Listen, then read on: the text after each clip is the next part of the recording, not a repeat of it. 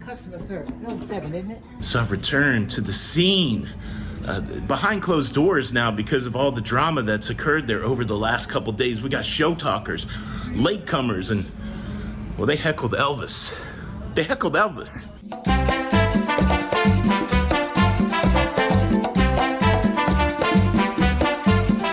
Hey, what's up, everybody? Welcome to La Lido Loca.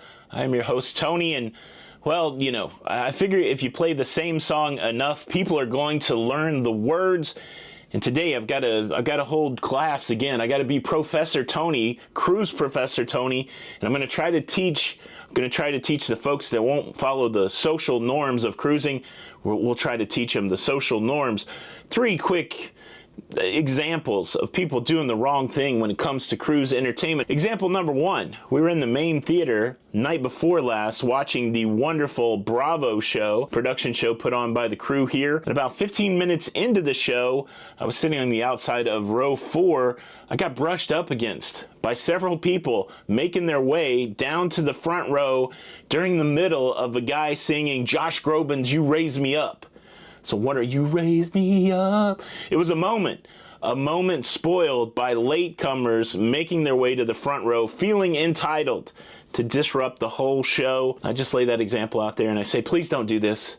Please don't do this. Be a good cruiser. And then example number 2, yesterday we were listening to a gentleman talk about his encounters with great white sharks. Excellent presentation happening in Club Fusion. We had pictures and we had footage and we had the guy himself who'd come face to face with the jaws of a great white. And well, we couldn't hear part of his presentation because there was a whole group of people trying to out-talk the presenter. It's a big room, Club Fusion, and so you can tuck in your own little pockets, and there was a pocket of people talking about their day, talking about the bingo game, talking about what they were going to do later, and all of a sudden you could not hear the presenter talk about the shark. It annoyed me, but it also annoyed my friend Don Terrace. I was able to hook up with him this morning because at the moment that his reaction hit me, I wasn't filming, and so this is kind of what Don looked like when he was annoyed of the talking people. Don and my Jenny B, probably the best eye rolls in the business. The thing that blows my mind is there's a lot of seating areas on the Caribbean Princess where you don't have to worry about a show going on. You can just sit and talk and do whatever you want to do without disrupting other people, disrupting other passengers, disrupting performers. I just never understand why people go to a presentation, a presenter and an audience presentation where you don't give respect to either side, to the presenter or to the audience. It's just bingo. I don't know. But look, that was middle of the day yesterday, but I was in for a shock when I went to the theater last night when a classic scenario played out on the second row of the theater. As you saw, I tried to go back so I could show you the exact seats, but they're closed for rehearsal today. Imagine this, row 2 of the theater, there was a woman in the very center seat of row 2, and then count them off. 1, 2, 3, 4, 5, 6, 7, 8. 8 empty seats, and then there was a gentleman. We'll call him the co-seat saver. So these were the bookends of the seat saving process, and it was getting close to showtime, and there were people milling in trying to find those seats. And of course, these are premium seats. Second row.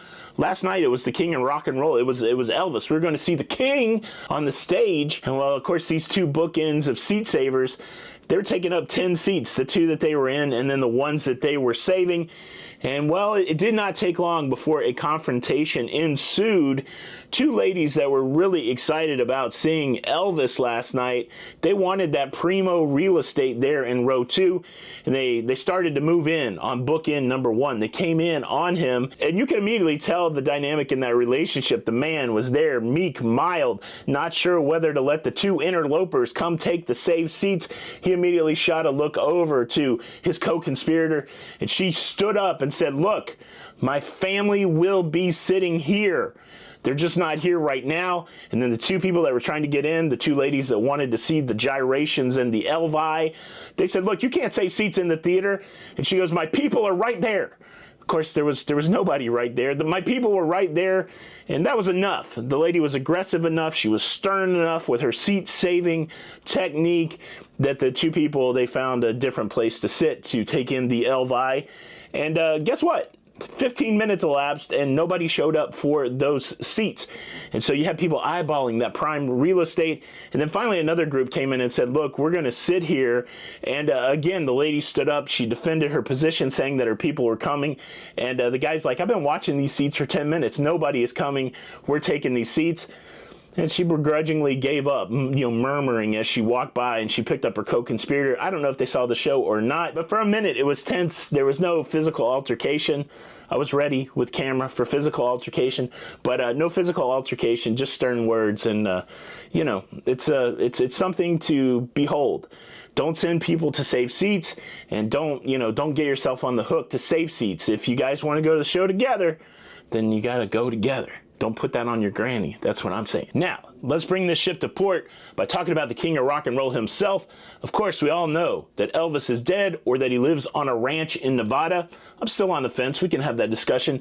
But last night, the spirit of Elvis was encompassed in a performer. His name's Dan Middleditch. He actually performed as Elvis in the very famous musical, The $1 Million Quartet.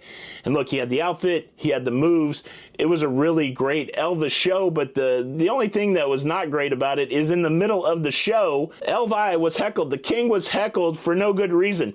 There was an interesting thing going on. There was a count of the thank you very much. That's a classic Elvis thing. And Dan had challenged the audience to count along with him. And at one point he said thank you, but he did not say thank you very much. And when that happened, he said, hey, that one doesn't count toward the thank you very much. That's just a thank you. And then somebody in the audience started yelling at him, like, no, that counts, that counts. And then there was another moment where he was doing a whole water bottle flipping thing. And during the water bottle flipping thing, he caught some guff from somebody else in the audience. And just to be clear, both of the people that were yelling out seemed to be adults, men that had advanced in the years.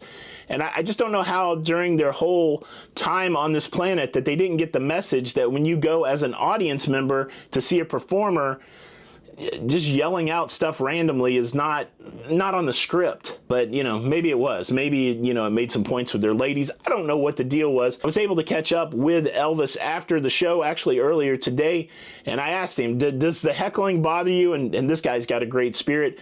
Let me tell you what Elvis, the king of rock and roll himself, said through Dan Middleditch. All right, so there was a little heckling in the show last night. How does it affect your performance, and how do you handle it? So that's what I love about my shows. Honestly, I kind of welcome it, and I try and make sure that my show is just as much of a hillbilly, I don't even know how to describe it, just a hillbilly show. And so I welcome the heckling and all of that conversation, because it keeps the show alive and breathing, and it makes it fresh no matter what. Because every single time that I do that show, if people are heckling and hooting and all that, it means that the show will never be the same. And so I always handle it with as much playful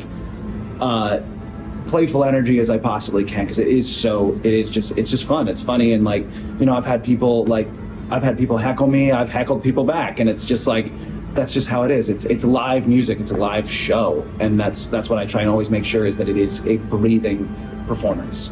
Excellent. So you're on the Caribbean Princess currently. Where will people be able to track you down at? So I will be, I'm pretty much working on Princess on various ships throughout the rest of the year into 2024 up till September. If you follow my social media at DMidlo, DMIDDLO, or if you just look up Dan Middleditch, it's literally just middle ditch, like middle of a ditch. On any social media platforms, Facebook, Instagram, any of that, I will pop up. I'm the only Dan Middleditch in existence from what I've gathered. I will be posting schedules of performances and the cruises that I'll be on those accounts. So as you can see, Dan, a consummate professional, unfazed by the hecklers. But make sure you go follow Dan over there at DMidlo on Instagram. I'll leave a link to that in the description. What the heck? Maybe I'm the one with the problem. So let me be the voice of those annoyed out there by the heckler and the show talker and the come later and the seat saver. Stop doing it. Stop doing it. It is disrespectful to performers. It is disrespectful to other passengers. There's no place for it in that cruise life. Or is there? Or is there? I don't know. You could tell me, am I overreacting here? Or am I right to be out here defending the social fabric of cruising? I'm in Montego Bay. Here it is. Pretty cool. What do you think? Leave a comment below. This is Tony for La Lido Loca. Till the next time. Elvis has left the building. And a sausage, yeah? Yes, Thank you, buddy. Appreciate it. So, and chicken here. Good boy, good boy. Thank you. Extreme mac and cheese.